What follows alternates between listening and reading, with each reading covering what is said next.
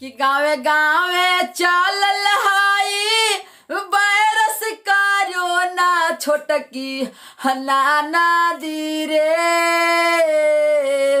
पियावा फसले गुजारात छोटकी हनाना दी रे पियावा फसले गुजारात कि लॉकडाउन भइलै पूरा देशवा विदेशवा छोटकी नाना दी रे पियावा फसले गुजारात छोटकी नाना दी रे पियावा फसले गुजारात पेटवा के चलते पियावा गईले बहारावा हो अब लॉकडाउन भइले बाड़े अइले ना घरावा हो कि पेटवा के चलते पियावा गईले बहारावा हो लॉकडाउन बढ़ी गेलै अइले ना घरावा हो गोदिया में रोबे बिल्डरवा कहीं पापा पापा छोटकी नाना दी रे पियावा फसले गुजारात छोटकी नाना दी रे पियावा फसले गुजारात छोटकी नाना दी रे कि चाइना से आई लाई वायरस कोरोना छोटकी नाना दी रे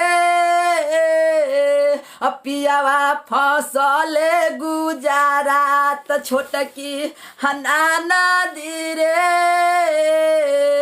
पियावा फसले गुजारात कि गावे गावे चलल हाई वायरस कोरोना छोटकी नाना दी रे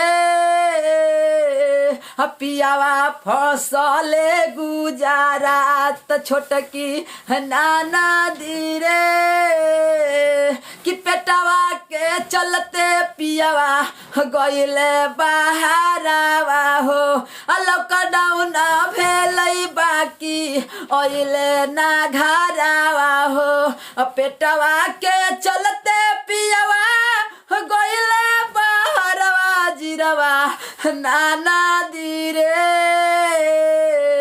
पियावा फसले गुजारात छोटकी नाना दी रे पियावा फसले गुजारात कि गोदिया में रोबे बिल्डरवा कहीं पापा पापा छोटकी नाना दी रे पियावा फसले गुजारात।